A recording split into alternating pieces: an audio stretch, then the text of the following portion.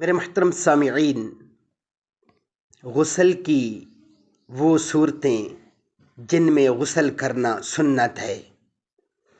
جمعہ کے دن نماز فجر کے بعد سے جمعہ تک ان لوگوں کو غسل کرنا سنت ہے جن پر نماز جمعہ واجب ہے۔ نمبر 2، عیدین کے دن بعد فجر ان لوگوں کو غسل کرنا سنت ہے جن پر عیدین کی نماز واجب ہے۔ نمبر 3، حج یا عمرہ کے احرام کے لیے غسل کرنا سنت ہے۔ نمبر 4، حج کرنے والے کو عرفہ کے دن بعد زوال کے غسل کرنا سنت ہے۔